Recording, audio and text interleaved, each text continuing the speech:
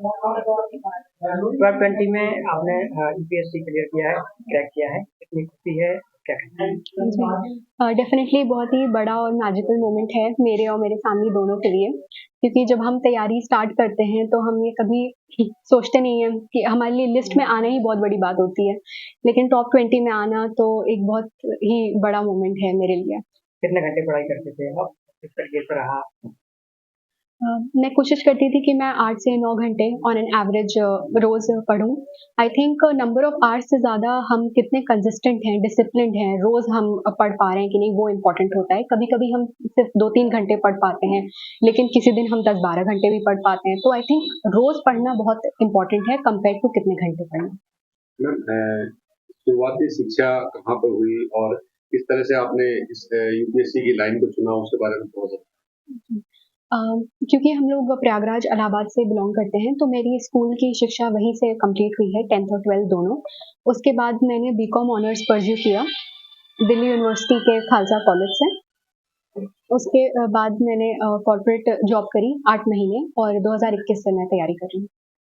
Corporate job के बाद एकदम से यूपीएससी की तरफ आप हुए, क्या कारण रहे? किन कारणों से आप यूपीएससी की तरफ अट्रैक्ट हुई? कॉर्पोरेट जॉब भी काफ़ी अच्छी होती है, पैकेज काफ़ी अच्छा होता है उसमें। जी।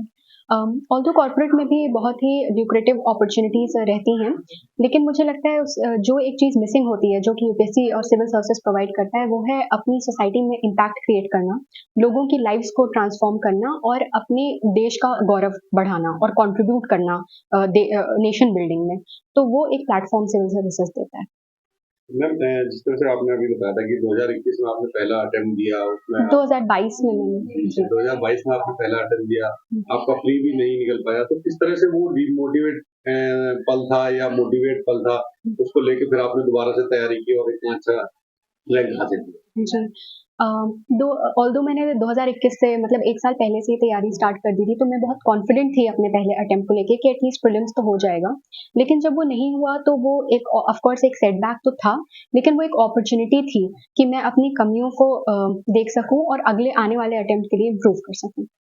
मैम, जिस तरह से आपने बताया कि आपके पीछे परिवार में अभी कोई सिविल सर्विस में नहीं है, आपने शुरुआत की तो किस तरह से तैयारी की? कहाँ से आपने ये चीज़ें जानकारी जुटाई कि कैसे तैयारी करनी है? कोई कोचिंग करनी है कि नहीं करनी है? कितने घंटे पढ़ाई करनी है? तो कैसे इसका पूरा प्लान, बैकअप प्लान कैसे बनाया? जी।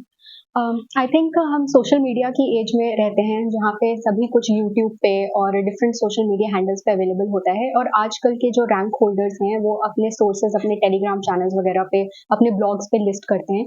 तो सोर्सेज को समझना कोई बहुत मुश्किल काम नहीं है। उसके अलावा सब सेल्फ स्टडी ही सबसे इम्पोर्टेंट चीज़ है। तो यदि हम सोर्सेज के लिए श्योर हो जाएँ, हम अपना सिलेबस अच्छे से याद कर लें और यूट्यूब पे हर तरीके की गाइडेंस अवेलेबल होती है। यदि हमें कोई कॉन्सेप्ट नहीं समझ में आया तो हम किसी भी टीचर का समझ सकते हैं यूट्यूब पे। तो आई थिंक इन सब से तैयारी करना अब आसान हो गया है। मैम, जिस तरह से सोशल मीडिया की आपने बात की, तो कुछ साल पहले तक जो यूपीएससी के जो अभ्यर्थी हुआ करते थे, वो कहते थे कि हमने पढ़ाई के दौरान सोशल मीडिया से दूरी बना ली, हमने व्हाट्सएप नहीं चेक किया, हमने टेलीग्राम नहीं चेक किया।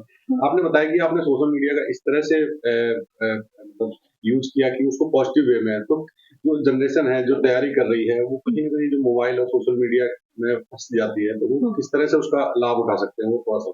हुँ। तो आई थिंक जैसे डबल एज्ड स्वॉर्ड होता है सोशल मीडिया, तो इसके कुछ अच्छे पॉज़िटिव्स भी होते हैं, नेगेटिव्स भी होते हैं।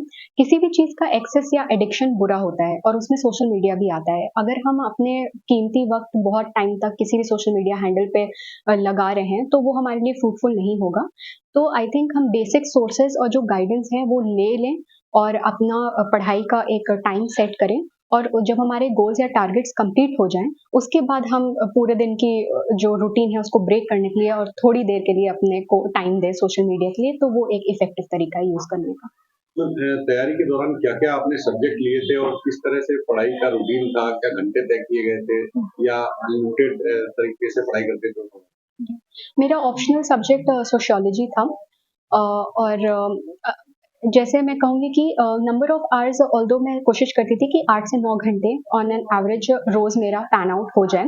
तो मैं स्टार्ट करती थी सुबह न्यूज़पेपर से, क्योंकि करंट अफेयर्स एक इम्पॉर्टेंट पार्ट है, तो मैं रोज़ न्यूज़पेपर द हिंदू पढ़ती थी। उसके बाद मैं कोशिश करती थी कि 2 सब्जेक्ट्स एक बार में लेके चलूँ। तो एक सब्जेक्ट न्यूज़पेपर के बाद मैं सुबह कवर करती थी और एक मैं शाम में कवर करती थी, और रात में मैं करंट अफेयर्स या जो कुछ बैकलॉग छूटा है वो कंप्लीट करने की कोशिश करती थी। मैम, इंटरव्यू के दौरान किस तरह के सवाल थे और क्या आपको लगा, क्योंकि रिटर्न में तो आपने तैयारी कर ली, आपने कॉपी किताब में लिख दिया, जब एक पैनल बैठता है तो किस तरह की नर्वसनेस थी या कॉन्फिडेंट थी, किस तरह के सवाल जवाब हुए उसके बारे में बताइए। क्वाइट इंटरेस्टिंगली मैं अपने इंटरव्यू को लेके ज़्यादा कॉन्फिडेंट थी, क्योंकि मेंस के मार्क्स हमें पता नहीं होते हैं, और स्पेशली जिनका पहला मेंस होता है तो उनके पास कोई पैरामीटर भी नहीं होता है पहले जज करने का कि ऐसे ही मार्किंग होती है या ऐसे मार्क्स मिलेंगे। लेकिन इंटरव्यू के लिए वो स्टेज में कहूँगी सबसे एन्जॉयबल भी था, सबसे ज़्यादा मज़ा आता है इंटरव्यू के लिए तैयारी करने में।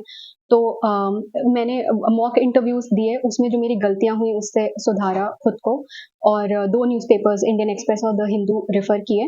तो इस तरीके से मेरा इंटरव्यू काफ़ी अच्छा हुआ, और मेरी प्रोफाइल बेस्ड डैफ से ही क्वेश्चन आए थे मोस्टली।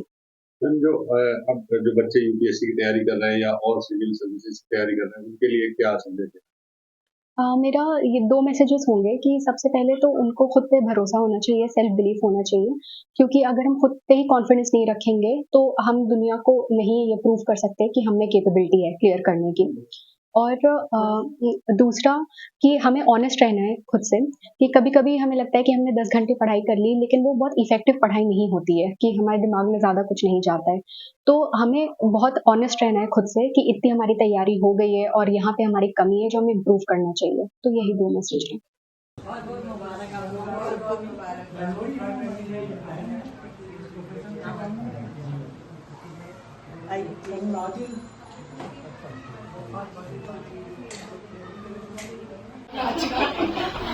एक शॉट हो जाए ना।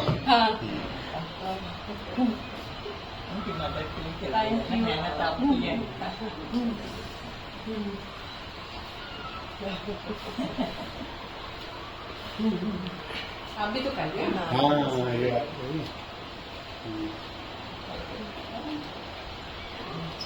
आइए आगे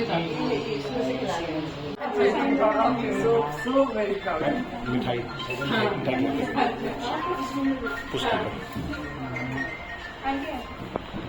आ जाओ, एक सेकंड। अरे वो फोटो